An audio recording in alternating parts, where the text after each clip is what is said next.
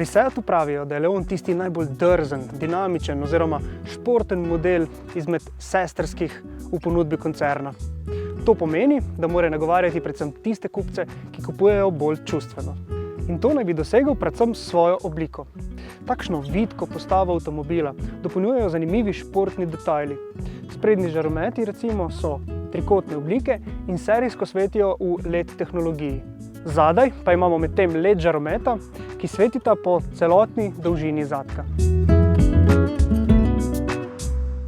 Se mi zdi, da tudi pri nakupu ljudje kupujemo po eni strani že racionalno, ampak vseeno tudi čustveno. In se mi zdi, da v življenju moramo vklapljati čustva, kajti čustva nam dajo na koncu v bistvu piko na i.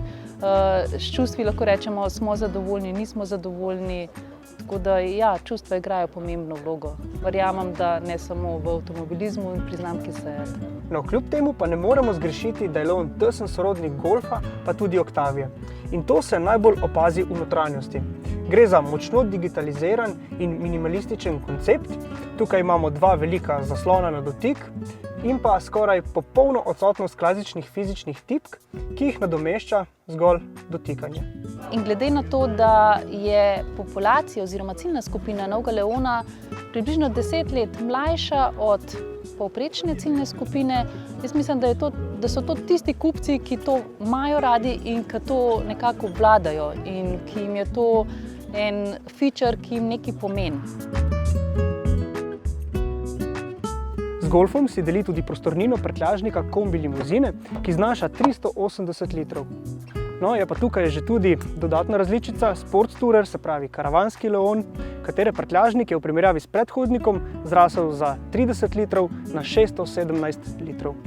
V ponudbi seveda ostajajo dizelski motorji, bencinske pa lahko zdaj dopolnjuje tudi blaga hibridna tehnologija.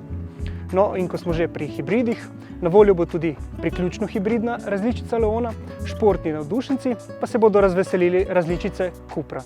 Jaz bi izpostavila recimo dizelski motor recimo konkretno pri Seat Leonu, ki ima v bistvu po novem SCR sistem, to je dvojno vbrizgavanje AdBlue-ja in s tem res občutno so zmanjšane emisije NOx. To so res čisti motorji in glede na to, da v bistvu se vsi trudimo, da ujamemo povprečni CO2 na najnižji možni ravni, so to motorji, ki so prijazni za, bom rekla, okolje. Tako da glavnina prodaje sigurno bosta še vedno bencinski in dizelski motorji. Vstopni model novega Leona je na voljo za vsaj 15.500 evrov. No, različica s samodejnim menjalnikom in vsemi nujnimi asistenčnimi sistemi pa na voljo za dobrih 24 tisočakov.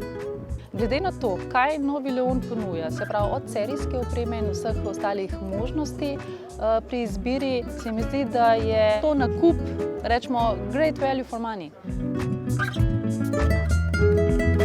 Vabljeni, da si ogledate tudi video premiere novega Leona naravnost iz Barcelone. Športne navdušence bo prav verjetno prepričala še sveža znamka Cupra. In še skok v zgodovino, peljali smo se s španskim fičkom in spoznavali Seat pred Volkswagenom. Naročite se!